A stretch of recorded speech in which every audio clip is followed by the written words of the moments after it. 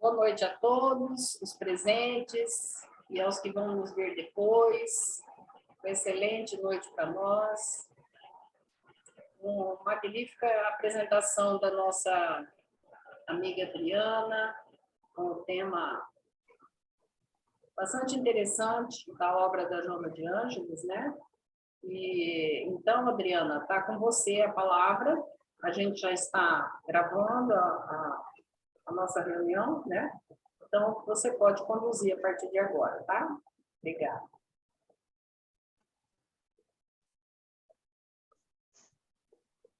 Boa noite a todos. Hoje a nossa tarefa é pensarmos sobre o capítulo 2 do livro Momentos de Consciência, psicografado por Divaldo Pereira Franco, Espírito Joana de Ângeles. Esse capítulo 2, ele aborda conhecimento e consciência. E começa assim. Através de uma análise cuidadosa do comportamento humano, Jung constatou que em todos os povos há uma predominância de crença em 3 fatores essenciais: a vida, Deus, a sobrevivência da alma e a ação benfazeja pelo próximo, tanto quanto a si mesmo. Variando de denominação, a forma de aceitação, de filosofia e de fé religiosa, esses 3 princípios são fundamentais à sustentação do grupo social e à felicidade individual. São esses conceitos básicos que serviram de suporte à ética e ao pensamento filosófico, abrindo perspectivas mais amplas à integração do ser no grupo social. Eu escolhi a forma, só para a gente se localizar, a forma de ler o texto, o capítulo proposto, e depois os links que fomos fazendo, as ligações com as obras fundamentais, Jung, e com o capítulo. Essas manifestações procedem originalmente do eu espiritual e são trazidas da erraticidade, onde ele se encontrava antes da encarnação. Por tal razão, o conceito do arquétipo coletivo do mesmo Jung, onde tentaria explicar a crença, em vez de haver surgido no indivíduo e transmitido às gerações sucessivas, tem a sua causalidade na origem espiritual da vida, que permanece em germe no processo da evolução, até o momento quando assume forma e expressão na consciência atual. Necessariamente, através dos tempos, os espíritos missionários, portanto, mais evoluídos, tomaram esse princípio e os desdobravam, apresentando-se nas várias formas de crenças e religiões, com os cultos compatíveis ao estágio cultural de cada época, povo e raça. À medida que são aprendidos os seus profundos significados, desvestem-se das fórmulas desnecessárias e passam à posição ética do comportamento em relação à vida, a si mesmos e ao seu próximo. Eles permitem uma plena integração da criatura com o seu Criador, consigo mesma e com o outro ser, sem cuja identificação e felicidade se lhe torna impossível. Ninguém é relativamente feliz a sós. O exílio voluntário, a solidão, constituem método para a disciplina mental, moral e comportamental. Realizado, porém, o curso de domínio da vontade, a sua aplicação ao cotidiano, no relacionamento humano, dirá de sua eficácia e dos resultados do tentame. Experiência não testada é adorno que não merece confiança. Conhecimento não aplicado à informação que ignora a finalidade. O ser humano é sociável, portador do instinto gregário para crescer no relacionamento com os demais, onde quer que se encontre. Sem tal enfrentamento, os seus valores são desconhecidos e suas resistências certamente são fracas. Só parando um pouquinho, para que não percamos o fio das conjecturas, no primeiro parágrafo, quando a mentora vem falar sobre esses 3 fatores, Deus, sobrevivência da alma e relacionamento com o próximo, quando fazemos uma volta pela filosofia, em tempos idos, quando pensamos em filosofia, é a forma do homem entender a realidade. Como isso vem permeando desde o tempo de Sófocles, Aristócrates, Sêneca, e aí é lógico que nós vamos sempre cair em Sócrates e Platão, mas os antes deles já falavam desses 3 princípios.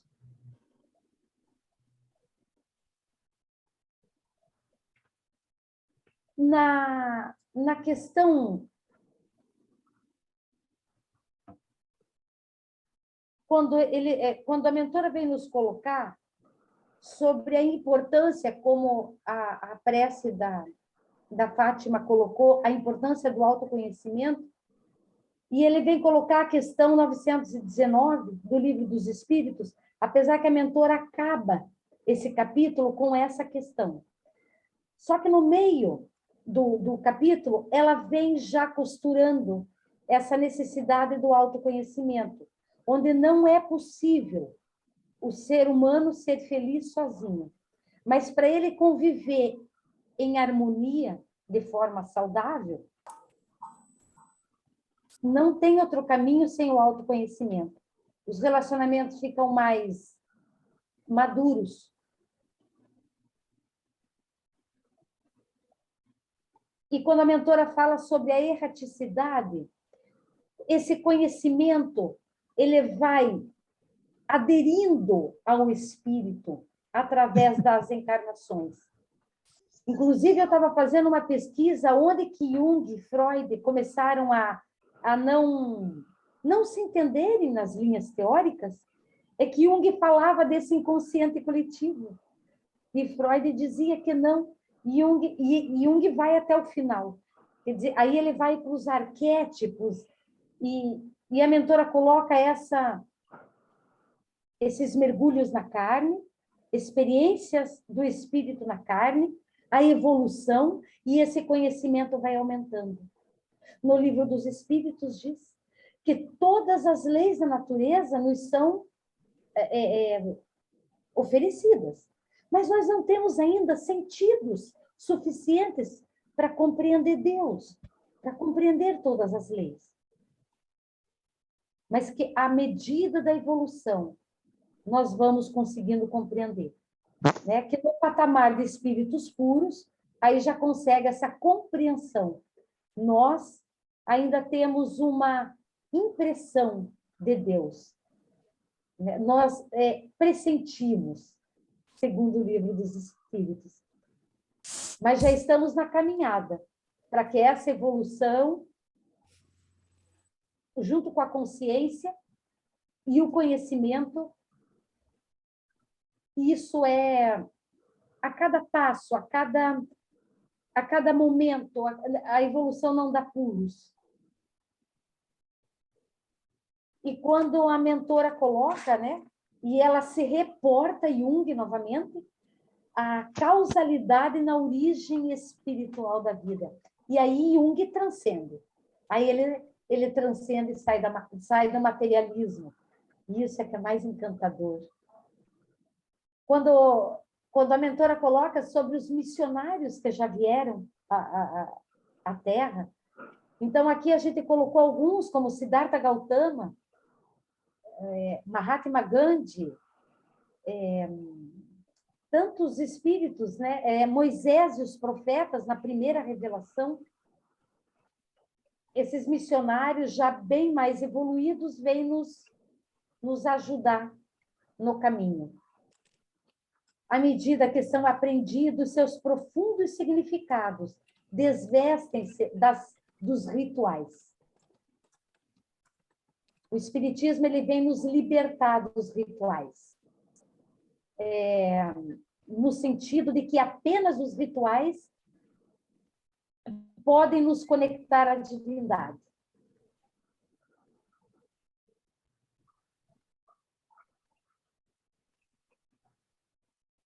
O exílio voluntário, ele coloca a necessidade também de estarmos conosco, a mentora coloca a necessidade de estarmos conosco, esse autoconhecimento, esse se decifrar, o exílio voluntário, mas que não é possível o desenvolvimento dessa consciência e desse conhecimento sem o relacionamento social.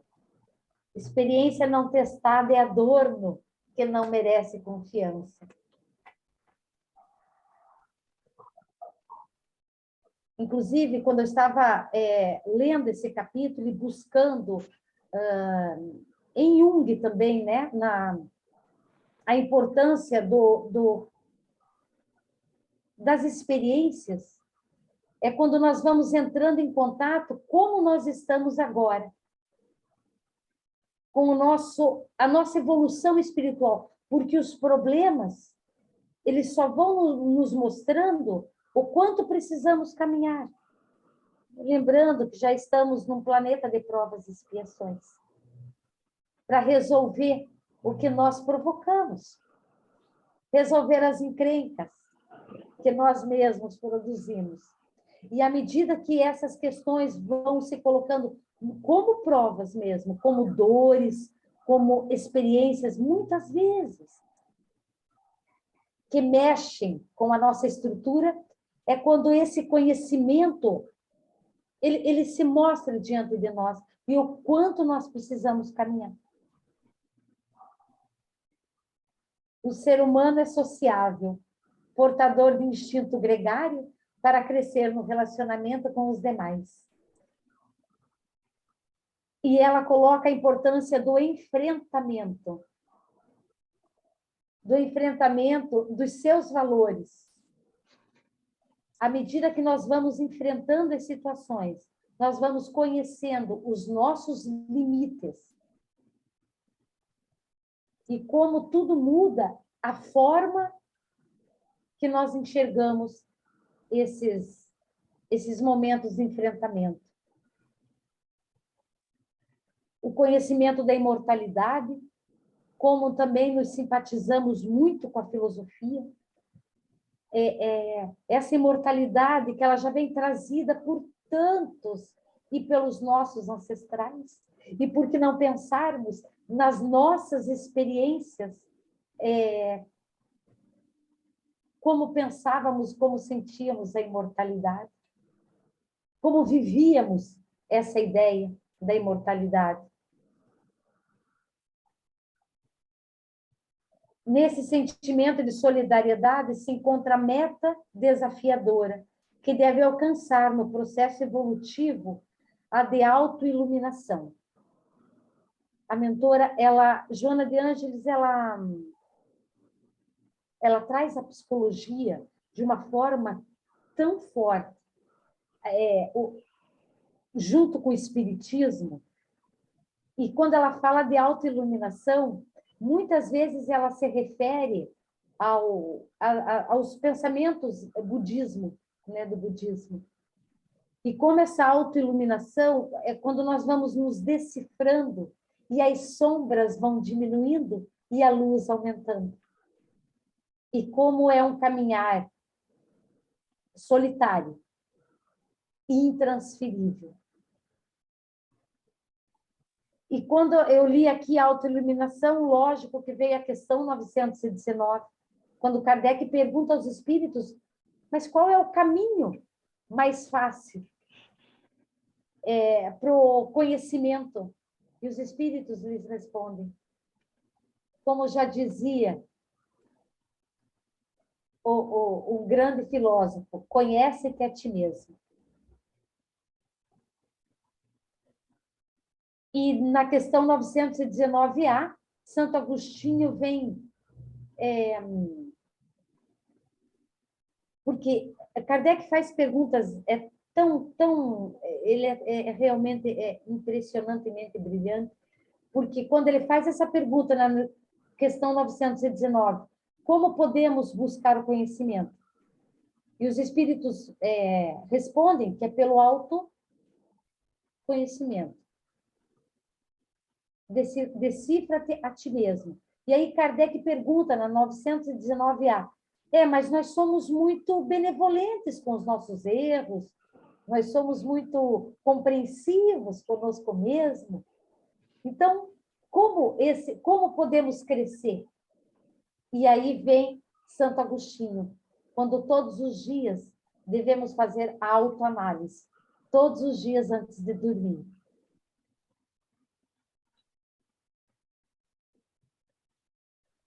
Todo um esquema de projetos para tornar-se realidade apresenta-se a partir do momento em que sua existência física adquire sentido, significado, finalidade. Que não se interrompe com a morte orgânica no seu incessante fenômeno de transformações moleculares.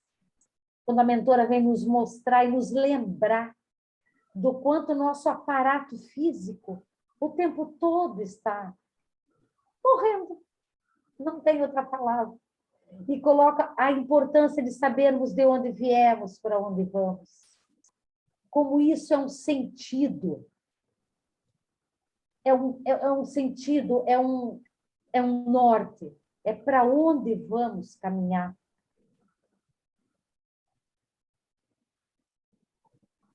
A visão imortalista enseja uma dilatação de objetivos em relação à vida, pois que, logrado em patamar de valores e realizações, outro surge atraente, propiciando novos esforços que facultam o contínuo crescimento intelecto moral do candidato decidido. E a mentora, ela caminha o tempo todo com o Espiritismo e com as obras fundamentais. Quando ela fala do crescimento intelecto-moral, o Livro dos Espíritos vem dizer que é preciso evoluir em inteligência, em sabedoria, em amor. E a mentora sempre, porque toda verdade, ela não se contradiz. E ela coloca a importância, né, do conhecimento intelecto-moral. É a inteligência, mas a moral. E o quanto precisamos de decisão, porque vontade é um recurso da alma. E quando a vontade ela é firme, como falaria Victor Hugo, quando eu sei para onde eu vou, eu sei que caminho eu tomo, tanto na alegria como na tristeza. Isso nos dá uma fortaleza, espiritual mesmo, emocional, psicológica, para a nossa trajetória. Questões e circunstâncias afligentes que se apresentam no contexto social como relevantes e que respondem por incontáveis conflitos geradores de infelicidade. Cedem espaço a legítimas aspirações de plenitude que se colocam acima de questiúnculas. E é interessante como ela coloca que, às vezes, assim, os problemas que nós vemos como problemas, né? Mas que são, quando começamos a olhar com olhos espirituais, começam a ficar questiúnculas. A gente começa a compreender que tudo passa, tudo é para o meu aprendizado. Essas questões questiúnculas, cuja importância é-lhes atribuída, em razão de não passarem de frivolidades, desperdício de tempo e de emoção. Quando a mentora vem nos reportar a importância do desperdício de tempo, aonde temos colocado a nossa energia, aonde temos direcionado o nosso pensamento, as nossas preocupações, os nossos objetivos.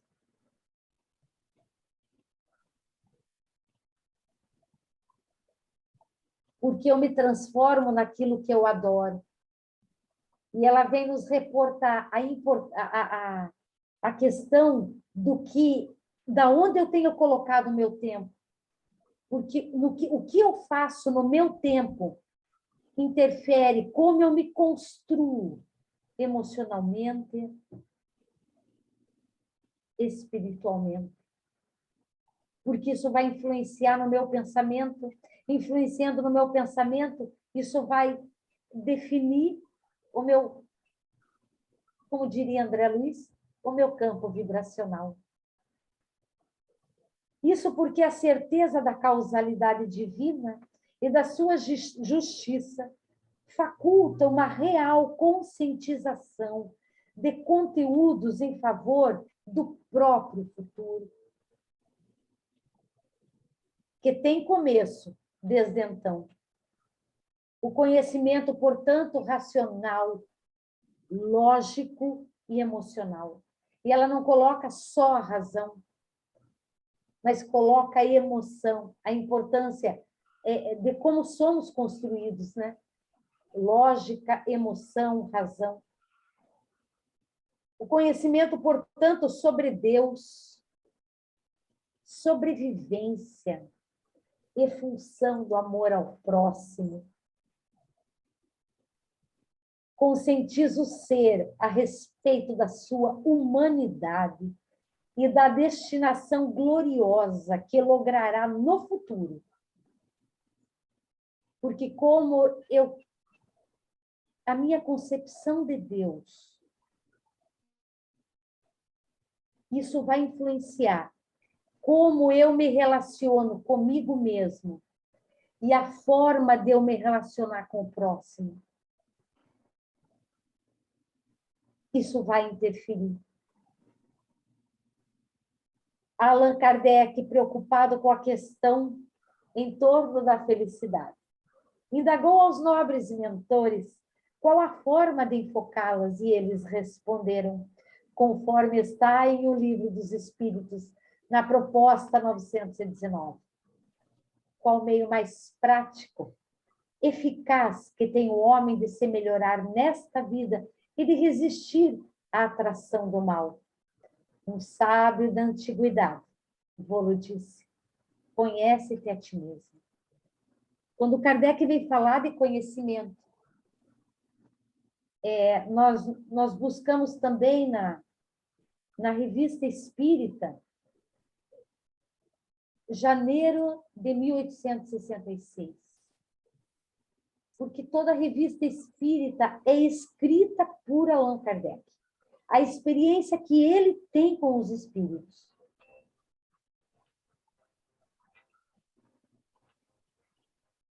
Desculpa. A experiência que ele tem com os espíritos. Janeiro de 66. Quando a mentora vem colocar a importância do conhecimento e consciência.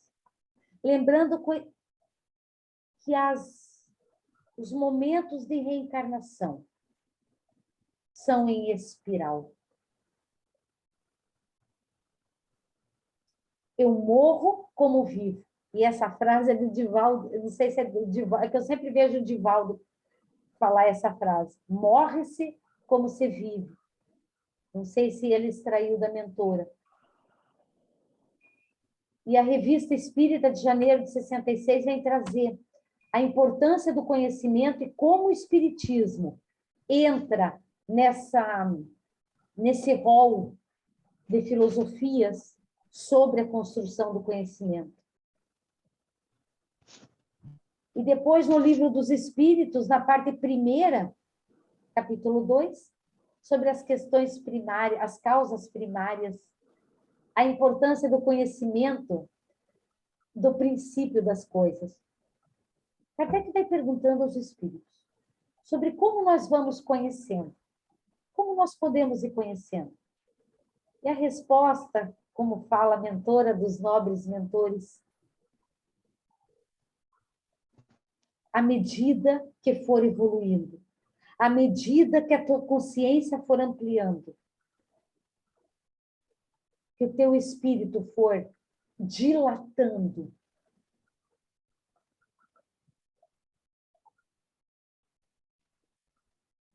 é quando nós vamos conseguindo esse caminhar com a evolução. A evolução é uma lei. Nós vamos evoluir. Nós vamos chegar a espíritos puros. E como Jesus bem falou, um Cristo, não vos deixareis órfãos. Eu estou aqui para mostrar o caminho, padrão de comportamento para a humanidade.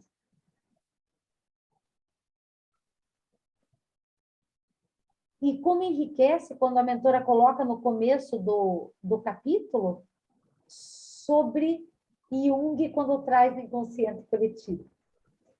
Como nós trazemos essa ideia, esse sentimento de Deus, sobrevivência e imortalidade da alma.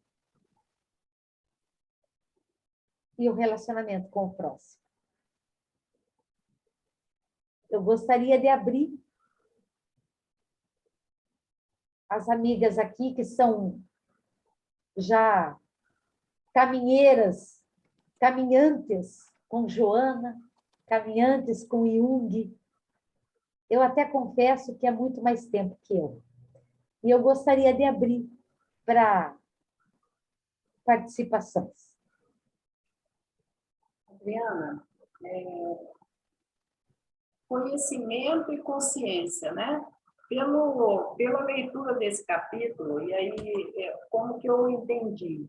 Eu entendi que a Joana, ela vai dizer muito mais do espírito imortal, né? Porque ela fala lá, você comentou dos filósofos, ela fala do conceito lá de inconsciente coletivo do Jung, né? E a gente sabe que, se a gente falar com a linguagem da doutrina, né, o inconsciente coletivo é aquele arquivo, né, tanto pessoal quanto da humanidade que nós trazemos. Então, eu entendi nesse capítulo aí, que parece que ela faz essa associação de conhecimento e consciência, né, baseado nesses três pilares, né, que é lá do início do primeiro parágrafo lá, três fatores essenciais que ela diz, né? Um que constatou que em todos os povos há uma predominância de crença em três fatores essenciais da vida: Deus, a sobrevivência da alma e a ação benfazeja pelo próximo, tanto quanto a si mesmo. Então, eu entendi que Joana, principalmente nesse capítulo, ela traz aqui o conhecimento do espírito, não o conhecimento da personalidade, né? Do espírito. E quando ela fala... Do espírito.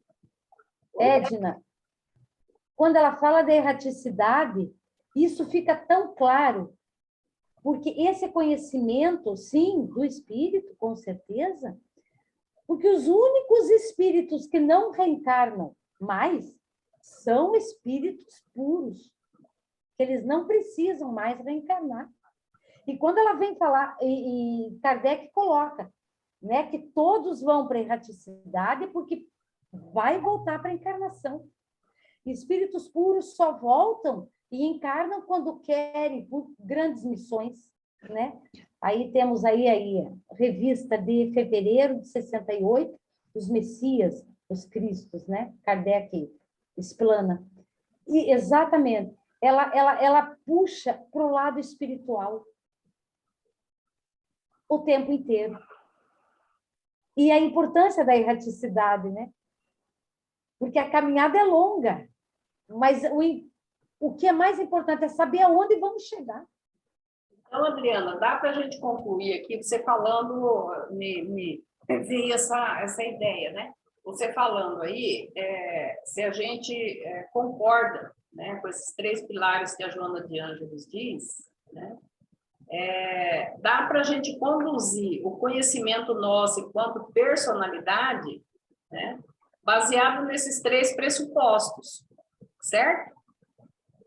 Eu acho que é uma maneira prática, né, de a gente fazer o que com o nosso conhecimento agora, enquanto personalidade, né, enquanto encarnados aqui, né? Assim, eu acho assim, posso falar um pouquinho? Sim, Fátima. É assim, quando a Adriana começou lá a sua explanação, ela me remeteu imediatamente aos estudos, eu não me lembro se a Renatinha aqui uma vez, ou mais de uma vez, expôs para a gente umas pesquisas dela, a recorrência a passagem obrigatória, conhecimento de Deus, a busca, né, por Deus, lá na mitologia grega, né? E eu não me lembro exatamente, Renatinha, me ajuda aí, mas não tem a esfinge que diz, conhece-te a ti mesmo, que remete imediatamente ao conhecimento, né? Então, no politeísmo, na Grécia Antiga, né, que é politeísmo, porque cada um atribuía o nome ao Egito, tem, né? Renatinha explicou para a gente, é o deus do mar, é o deus da chuva, é o deus da terra, da fertilidade e tal. Então, quando a Joana faz esse link, quase que insistentemente nos recomendando esse processo de autoconhecimento, e Kardec vem e cita, né, no Evangelho, e vem mesmo através do Evangelho, algumas mensagens para a gente, assinadas por Sócrates, Platão. Essa semana eu estava assistindo uma live com a Lúcia, não sei se vocês conhecem, a Lúcia é uma filósofa que disponibiliza uns estudos maravilhosos. Quem quer conhecer filosofia de uma forma muito, muito explícita, muito aprofundada. Nova Acrópole, a Lúcia. Fátima? Oi? Nova Acrópole? Lucilena Galvão? Sim, Lúcia, é maravilhosa. E os estudos dela de Sócrates e Platão são assim, de uma maneira, cada vez que você ouve o estudo dela, que você participa, né? Que a gente não interage, né? A gente fica só observando, mas a gente percebe como que é esse processo evolutivo mesmo de nós, né? Seres, espíritos, né? Em várias experiências, né? Em sucessivas experiências. Então, vê que Sócrates, ele não escrevia, ela dizia ele não anotava nada. Quem anotava era Platão. Platão que anotava tudo, que escrevia tudo, né? Então, e aí tudo fazendo parte desse processo evolutivo, né? E Sócrates não achava necessidade de escrever, e ele achava os superiores dele, que ele era perseguido, né? Porque ele começou a ser seguido, né? Pelos jovens, né? Então, para incomodar muito Sócrates, né? Então, eu não sei, aí já não sei dizer, mas por que ele optou por não escrever nada? Mas aí veio Platão, que se identificou tanto com as palavras, com as aulas do Sócrates, ali ao ar livre, que ele decidiu, quer dizer, já era um processo, um passinho à frente, né? Para poder deixar registrado para a posteridade, para se ter... Diga. Você falando do Sócrates em relação à escrita, eu, quando fiz o curso de pedagogia, todos nós temos as nossas vulnerabilidades. Foi assim, muito curioso eu ter acesso, né, à resistência que Sócrates tinha quanto ao início da escrita. Ele teve essa vulnerabilidade, entendeu? Então, assim, foram os seguidores que resolveram, então, né? É a mesma resistência agora, desculpe aqui a fala franca, mas a mesma resistência agora de a gente estar durante esse período difícil de encontrar presencialmente, ter que usar as redes aí da internet, essas coisas, é a mesma resistência, tá? Sócrates teve essa resistência no início da escrita. Olha que interessante. Exatamente. Quer dizer, a gente dá um passinho. Bom, mas ele também era humano e ele teve essa vulnerabilidade. Essa rebeldia necessária para despertar no outro. Por que ele não anota? Por que ele não escreve? Como é que a gente vai estudar? A gente não teve sempre um professor assim? A escrita, na verdade, surge, tá? Surge na era Sócrates, mas ele teve dificuldade, tá? É igual agora. Existe já esse recurso tecnológico, mas nós, a maioria, grande maioria de nós, eu me incluo, né? Não lidava com essa coisa aí dessa comunicação como a gente está fazendo agora, né? Então, a gente rechaça, né? Essa resistência inicial. A gente não quer mostrar vulnerabilidade, a gente não quer mostrar fraqueza, a gente não quer mostrar, né? Então, a gente vai ficando com as velhas ferramentas. Uma curiosidade, mas aí era isso, fechando, como ela está dizendo, né? De uma forma tão feliz. As suas exposições, você vibra muito com os postulados, com as análises da Joana, né, Adriana? E é muito legal. Quando você está conversando com a gente sobre Joana, a gente fica muito feliz, muito contente por já entender um pouquinho qual é a proposta dela, né? Que conversa sempre no autoconhecimento, no autodescobrimento, né? O conhece-te a ti mesmo é você não se surpreender tanto ao ponto de paralisar, né? Quando você vai se descobrindo, se autodescobrindo e se despojando, né, das paixões e se enfrentando a si próprio, né, e na coragem, na vontade de ser um pouquinho melhor, né, e essa humildade que a gente precisa praticar o tempo todo, de dizer que a gente é igual ao outro, não, fulano é igual a mim, não, ali ele é pior do que eu, não, aqui eu sou melhorzinha. Esse processo precisa ser contínuo e muito transparente, né? Porque quando a gente faz isso, por exemplo, com a família, a gente faz esse exercício cotidianamente, e eu tive a oportunidade agora de fazer, graças a Deus, nesse tempo que eu tive no Rio, com as famílias, com todos os membros que a gente convive, como que isso é ainda incipiente, né? Na própria família, que é a primeira escola, o primeiro núcleo de processo de ensino-aprendizagem, que é a família, ali a gente tem muitos desafios, tem as vaidades, tem o medo de ferir o outro, e, sobretudo nessa pandemia, abrir a boca, falar alguma coisa, como que a gente teve que ficar exercitando essa coisa. E aí, hoje eu vou na casa de fulano. Se falar em política, o que a gente vai fazer? Não vou fazer nada, não continua. Aí eu me lembrei, acho que foi você, né, Edna? Me lembrei de uma recomendação de uma de vocês. Olha, vamos falar de outra coisa? Vamos trocar. Ah, não, é Ercília que fala, Ercília da Abrap. Lembrei. Ercília diz assim, mas quando voltarmos à convivência familiar, que começarmos a entender que nós evoluímos, estamos tendo essa oportunidade de evoluir em todos os sentidos, sobretudo na área dos relacionamentos humanos, própria família, quando insistirem em querer abrir polêmicas, vamos nos posicionar. E aí ele diz assim, vamos mudar de assunto? Eu não quero falar sobre esse assunto. Tem tantos outros assuntos que a gente pode conversar. Então, eu acho legal quando você chega a esse nível de maturidade e se posiciona. E a escola primeira precisa ser a família, porque você não vai deixar de gostar, de amar uma pessoa que você viu nascer, ou vice-versa, a pessoa te viu nascer, e você vai desrespeitar a opinião do outro e romper um laço de amizade, consanguíneo, por causa de um assunto ainda tão incipiente, tão polêmico, tão ainda repleto de necessidade de aprofundamentos com postulados morais, éticos, que a gente está longe de aplicar isso na própria vida. Então, quando a gente percebe que Joana vai dando essas diquinhas, esses, não vou dizer nem atalhos, são caminhos bem difíceis, tortuosos, não são atalhos, né? Mas a gente vai percebendo e a nossa vida vai ficando um pouco mais leve, porque a gente começa a ser transparente com a gente mesmo, a gente faz esse processo de autoconhecimento e a gente vai nos aplicando a autocensura, porque é autocensura e não é, porque aí a gente para no momento em que a gente pode se exceder e machucar o outro. Poxa, uma pessoa que a gente gosta tanto, por que eu vou machucar aquela pessoa?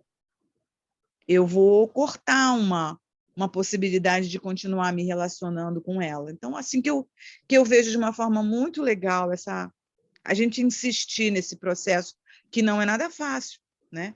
Mas que quando a gente já começa a entender e levantar resultado, é muito bom. Né? Então, Fátima, eu acho que aí vale esse capítulo da Joana, né? Quando ela traz para nós a junção do conhecimento e consciência com essa noção mesmo, né, de espírito, e não noção só de personalidade que a gente vive aqui, né? A nossa visão aqui enquanto personalidade é muito pequena, né, em relação a tudo que nós todos somos, né? É muito pouco, né? Só isso. Alguém quer comentar alguma coisa? Oi, estão me ouvindo bem? Sim. Eu achei muito interessante, né? E me veio uma insight, uma inspiração a respeito da autoiluminação, né? Que a autoiluminação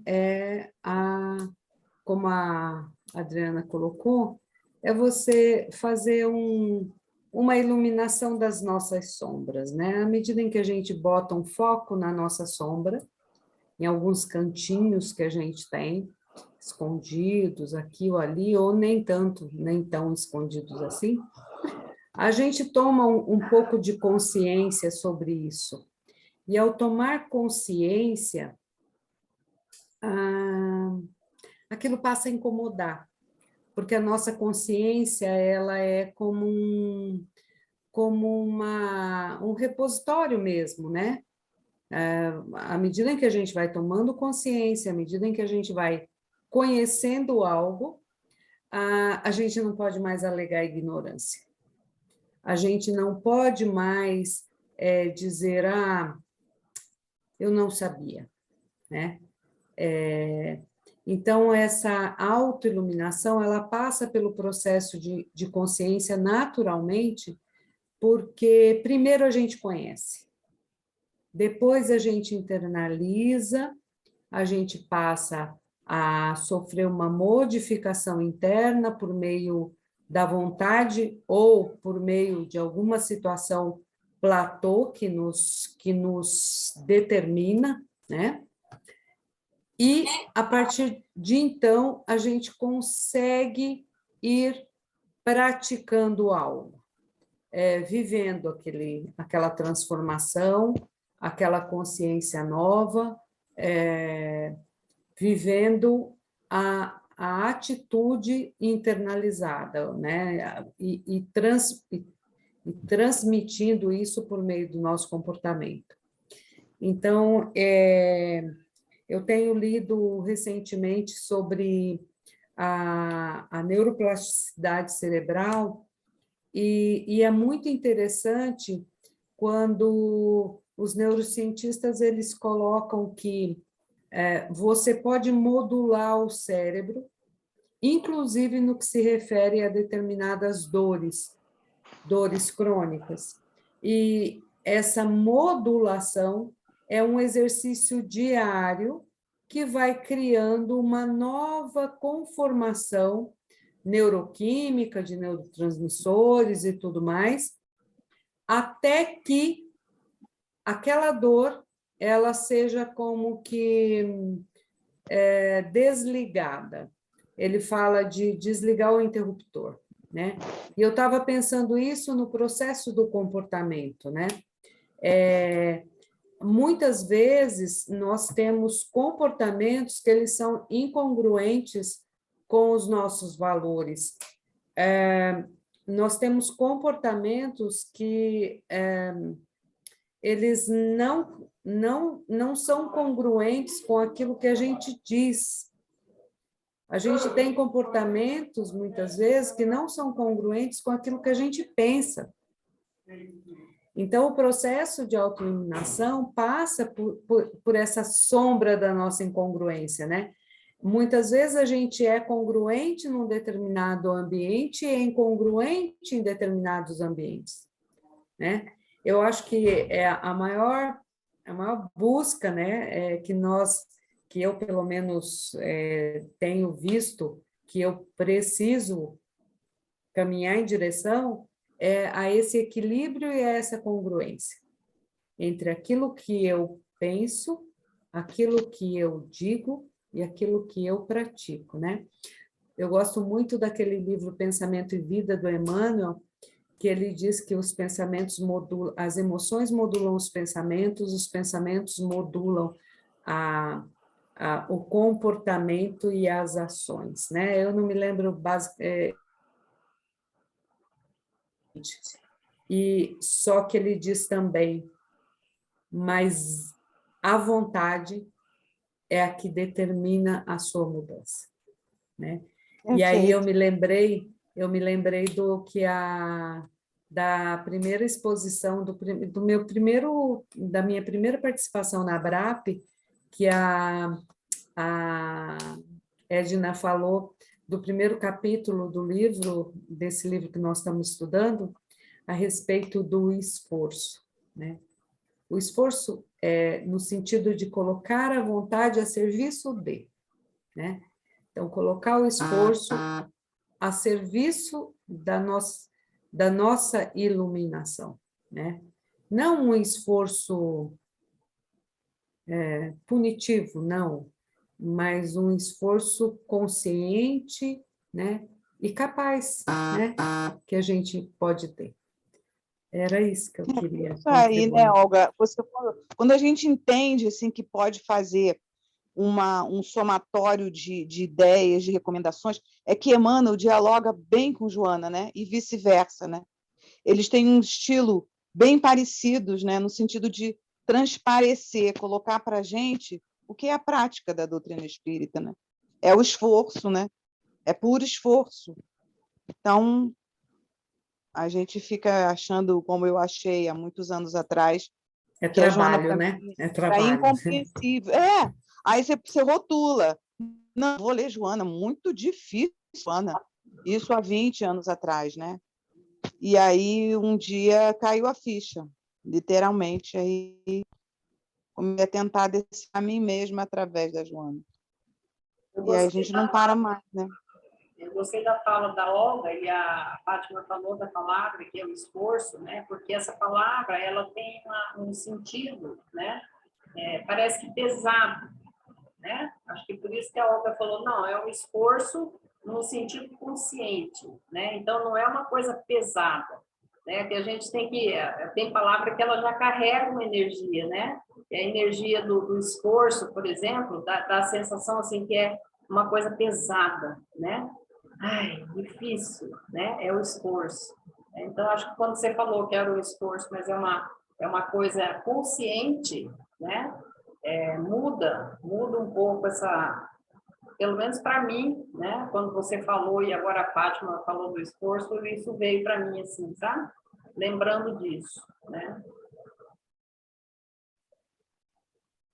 E falando Olga, isso que você falou, tem uns 3 parágrafos aqui nesse texto que acho que resumem que Joana traz, né, na profundidade dela isso que você falou. Ela tem 2 frases bem impactantes, né, no meu ponto de vista, que ela diz assim, que a experiência não testada é a dor no que não merece confiança. E conhecimento não aplicado é informação que ignora a finalidade, né? Então, quando a gente fala de experiência e conhecimento, no meu entendimento, né, é o mais amplo possível. É todo tipo de conhecimento, né, e é todo tipo de experiência, né? Então, o conhecimento da doutrina espírita, por exemplo, né?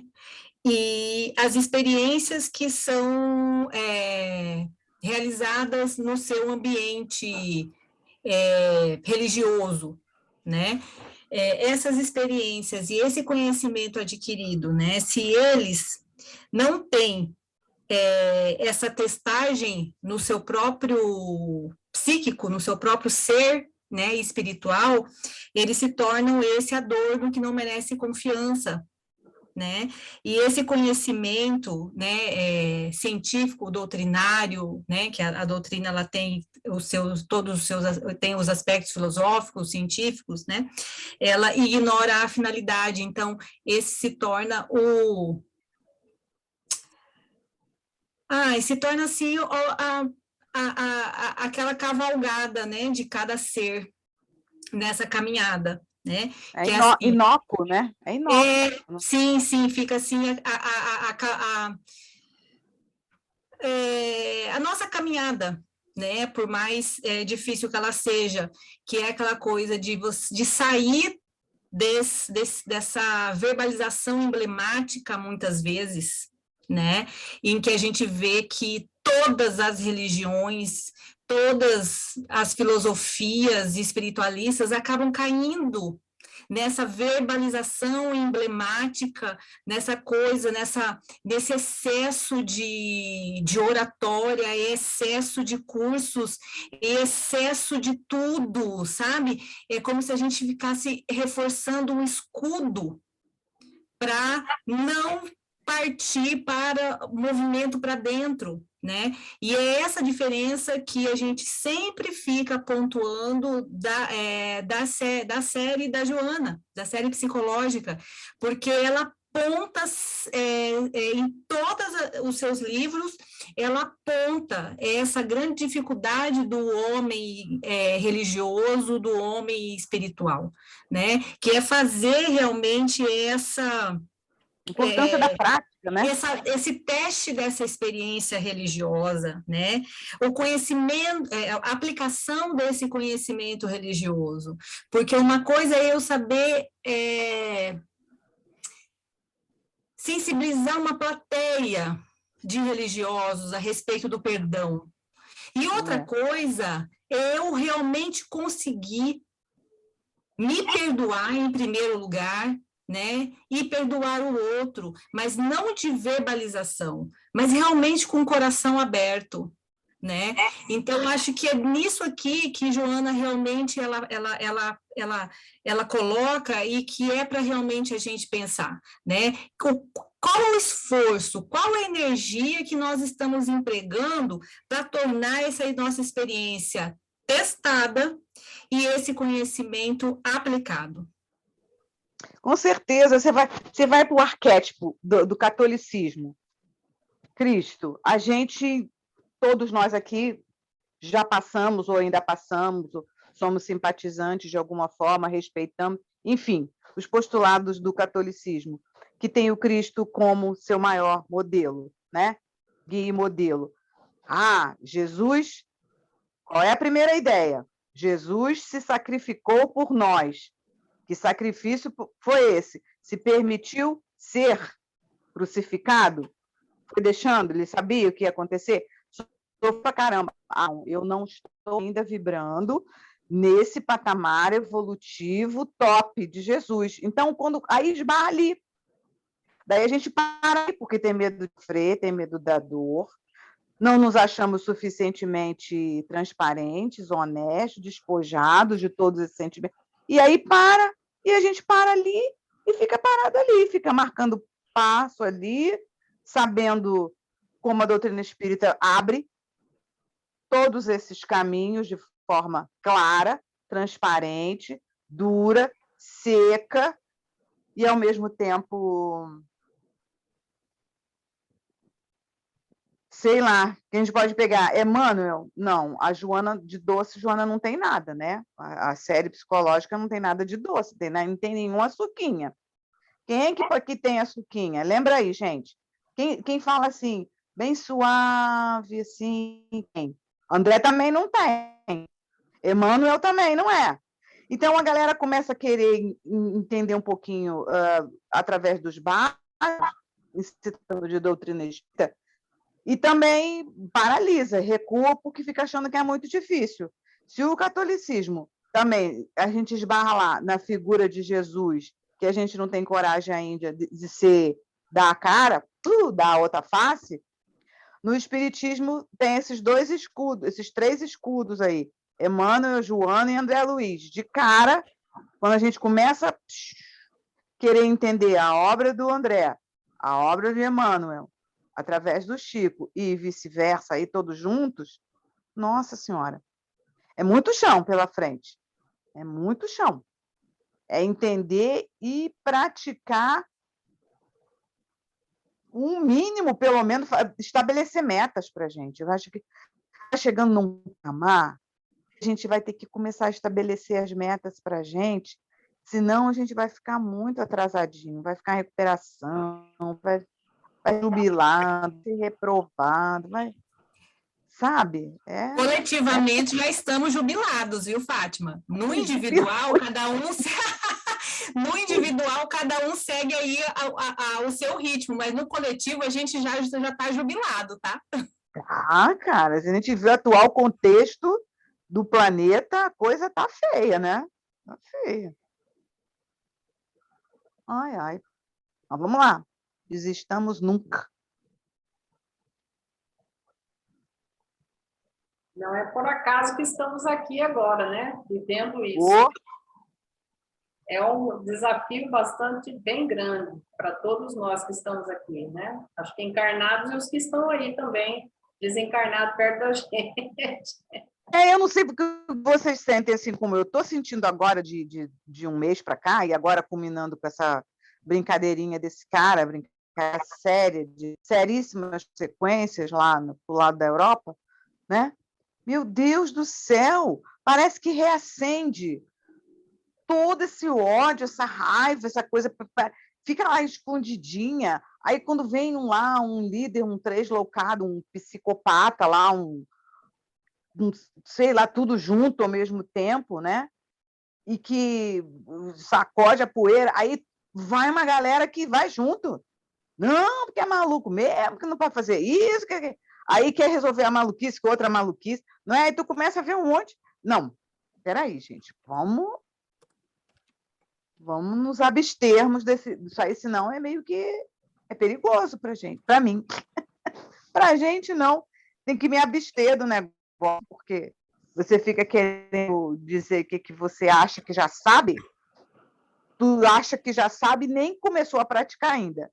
Tu acha que já nem pratica ainda?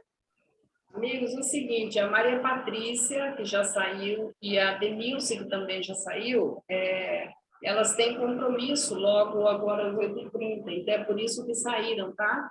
A Denilce já falou comigo, eu estou falando para vocês para entender porque elas saíram, tá? Ela tem que precisar. Mas então é isso. Falem alguma coisa para que eu entenda que comece a entender que quando a gente imprime que a gente percebe que o esforço está grande, assim, é tão bom a gente ver mais um pouco diante que vale a pena, né? Se esforçar ali atrás e ficar quieto e calar a boca e encher a boca de água. Um exemplo, né? Assim, né? Bem à mão. Começou uma coisa assim, aí cala a boca, fica quieto. Ô, Fátima, a gente não pode esquecer, porque aí vamos lembrar que o tema hoje é conhecimento e consciência, né? A gente não pode esquecer que dos conhecimentos que nós já adquirimos, tanto nessa quanto em outras anteriores, né? O que a gente pode fazer com esse coletivo? Muito pouco, né? Muito pouco ou muito? Sim, podemos fazer, por exemplo, oração, né? Oração hoje tem evidência científica, né? O grupo lá da Transpessoal tem muitos pesquisadores aí com a evidência mesmo da oração. Então, Podemos fazer? Podemos. Não precisa nem estar comunicando, né? Que a gente está orando pela humanidade. Nós fazemos parte dessa humanidade, né? Tem pessoas ruins, tem pessoas boas, tem pessoas que estão aí, né? Equivocadas, tem de tudo. Nós estamos num mundo aqui muito misturado, eu costumo dizer isso, né? Então, assim, o que podemos fazer, né? Porque se a gente também entrar nessa onda de que está tudo ruim, que não sei o quê, a gente não vai ficar com uma energia legal e a gente não vai ter essa energia boa para poder auxiliar a espiritualidade superior, sabe? Então, assim, vai depender muito do nosso estado espiritual e mental para a gente poder auxiliar também na obra de Jesus, sabe? Porque se a gente entrar nessa discussão essa discussão aí que tem milhões de coisas de quanto é lado, a gente vai ficar mal, porque aí você vai entrar no estado do ego, né? E vai perder a conexão com o nosso maior, e aí pouca coisa a gente não vai ficar bem e a gente também não ajuda o coletivo. Assim é a minha opinião. Eu tenho falado isso aí, essas últimas palavras suas têm sido as minhas, com alguns relacionamentos meus que eu entendo que eu posso dizer, usar esse argumento. Assim, eu acredito, como você, que quando a gente perde a conexão com Deus, nós ficamos muito vulneráveis, né? Vulneráveis o tempo todo.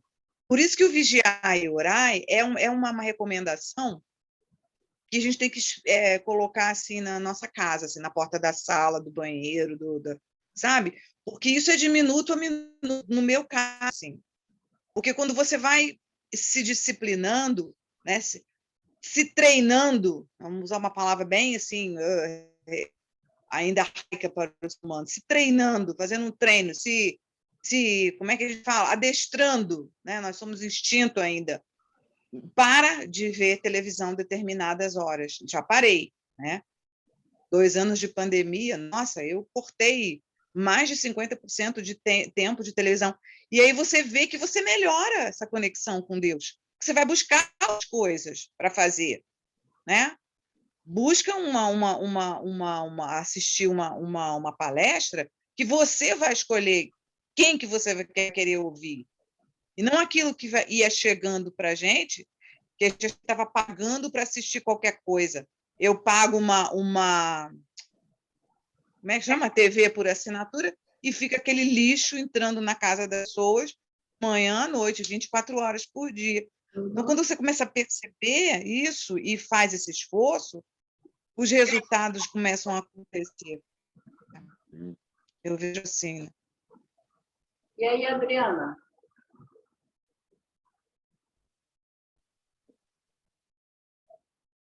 Eu estava, enquanto vocês estavam falando,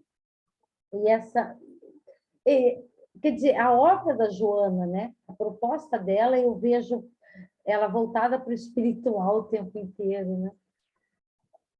E como o espiritismo ele vem trazer o sentido e a finalidade da existência, da encarnação.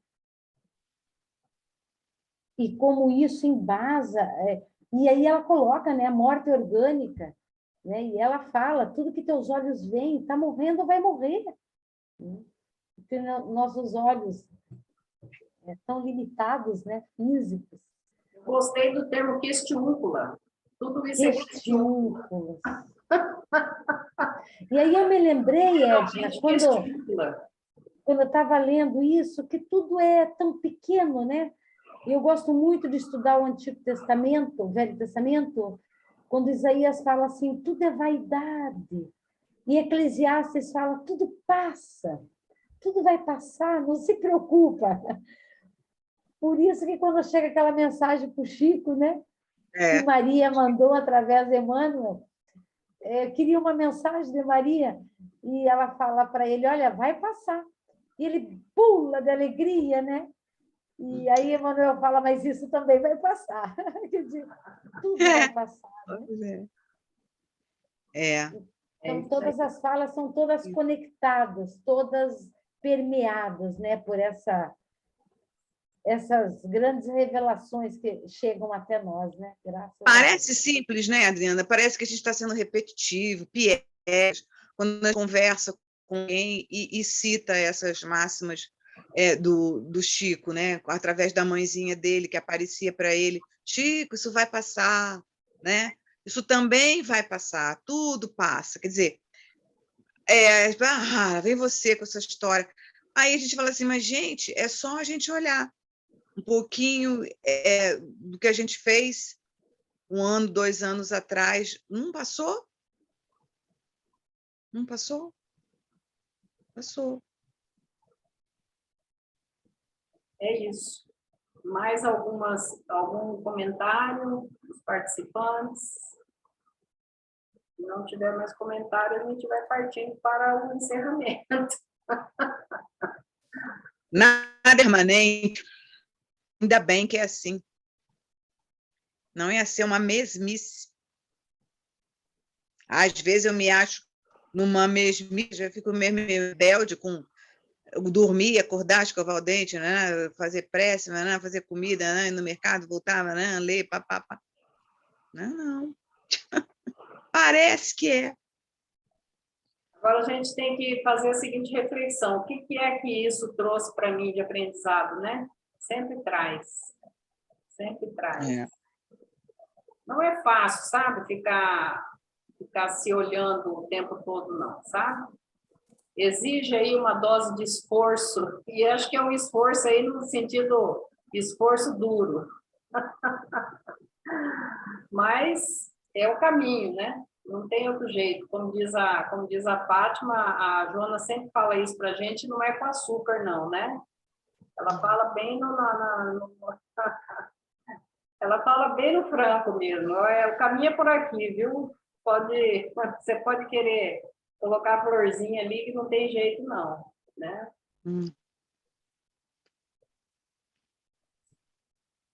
Aqui, ó. Acho que é o Murilo que colocou, foi, Murilo? Olha lá. Essa semana passada, assistindo uma palestra sobre esse momento que a gente está passando, sobre a guerra, né? E aí eu falei, nossa, está lá no Livro do Espírito e eu não estava acessando essa informação, né? O que nos impele à guerra, né? Kardec traz essa reflexão, né? Da face da Terra, algum dia a guerra desaparecerá. Ele traz também essa perspectiva para a gente se questionar, né? E o que objetivou a providência, tornando necessária a guerra, né? Também ele traz a porquê da necessidade, né? Dessa transformação.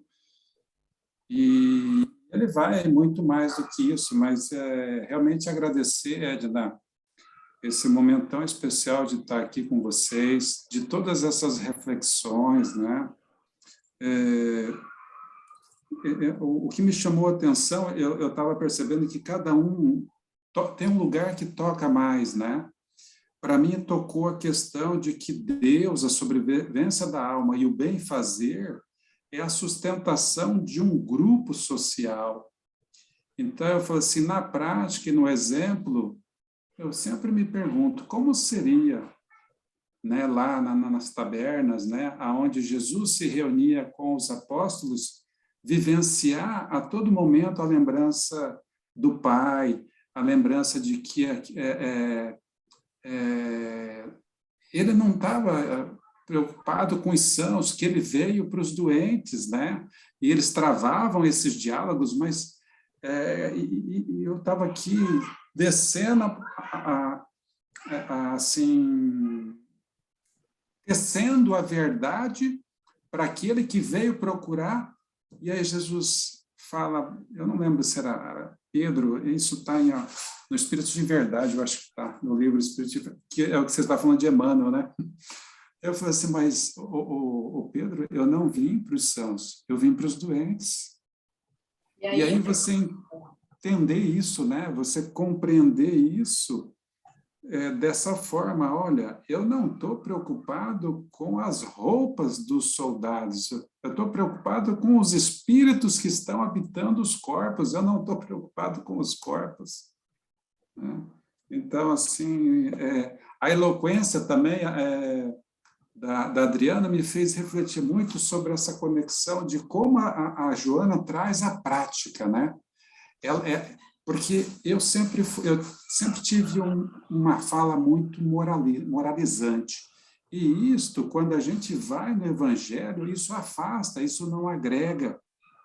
Então, né, aí a gente esquece do BIP, né, da benevolência, da indulgência, do perdão, a gente esquece, não, o rumo certo é aqui. Ou é assim que você gostaria de ser tratado? É assim que você gostaria de ser amado? Né? Então, toda essa reflexão. E aí, a autoiluminação, né, das nossas sombras, esse também mexeu muito. E o esforço no sentido de ser uma escolha, né? Aí eu estou livre, eu sou um espírito livre, eu volto no livre-arbítrio, né? Eu sou livre porque eu escolho me esforçar, né? Colocar essa vontade que é minha a serviço de algo, e aí a gente volta nos fatores essenciais da vida, no bem fazer. Né? Então, eu canso de tanto sofrer, de tantas dores, e escolho me esforçar para caminhar. Né? E aí eu vejo assim, nossa, quanto tempo eu fiquei perdendo, né? Não aceitando o teu convite lá atrás. É isso que eu queria deixar de reflexão. É escolher ser feliz, né? Joana diz, escolhe ser feliz. Murilo, eu lembrei com essa fala que você teve, que Jesus falava que veio para os doentes, eu lembrei da história da Joana de Cusa, né? Que é a encarnação da Joana de Ângeles lá na época de Jesus, né? Onde ela já tinha compreendido o que Jesus trazia, né? Ela compreendia, mas o de Cusa dela, o marido dela, não, né? Então ela vai até ele e diz, e agora, né? Eu não estou dando conta aqui, tá difícil essa convivência. Claro que é nas minhas palavras, né? Que não foi desse jeito. Aí Jesus fala, ele fala bem isso aí. Como se diz, ele não falou dessa palavra, mas assim, o meu ensinamento veio para os doentes, né? Então, fique com o seu Dicusa aí, né? Que é um cara top. Aí, fica com o seu doente aí. Herodes, né? Ele trabalhava com Herodes, ele era top. Ela tinha escravos e tal, né? E tinha todo também dentro da família de Simão Pedro, né? A própria sogra de Simão Pedro questionava, né? Então Jesus não é todo poderoso, então melhora aqui para nós a questão financeira e tal, né? Por que a de Joana de Cusa lá tem as escravas, né? Aí é toda uma explicação de Jesus, né? Mas assim é bem interessante essa questão. Eu não vim para os sãos, né? Eu vim para os doentes mesmo. Então e nós, né? Olha a luta nossa aí, ó. Porque é aquele cuidado, né, a gente está, né? É aquele cuidado, né, Edna? Eu falo assim, às vezes eu ouço alguns clientes, né, dizerem assim, então quer dizer que o que entra molda o meu comportamento? Sim, então eu não vou mais estar perto de pessoas assim, assado, e começa a nominar, né? Aí eu lembro para ele assim, tá, qual é o sentido da vida? Né? Porque eu falo assim, se eu for eliminar tudo isso, se eu perder a capacidade do discernimento, né, esse cuidado desse olhar, como está o meu ego, que é esse centro organizador, né, da minha consciência, e aí eu falo assim, tá, eu vou me recolher, ok, mas para me cuidar. Mas quando eu puder, eu volto para a batalha. Por quê? Como você me disse uma coisa agora esses dias sobre os pacientes, os clientes que chegam até nós, são de Jesus, porque é a obra dele. Então, você traz uma consciência, que é o tema de hoje, né? E assim, agradecer, hoje eu não vou cansar de agradecer vocês todas e todos, né?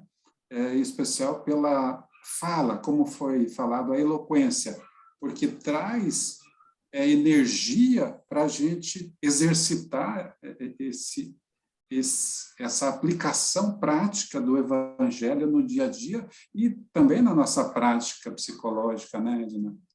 Então, eu falo assim, só que me chama a atenção que, às vezes, o paciente, estou ficando tão bem que agora não quero mais nem ficar perto de ninguém. Cara, é teu pai, é tua mãe. É isso aí. Então, vamos partindo para o encerramento. Adriana, pergunta aí para os participantes quem quer fazer a prece de encerramento aí para nós.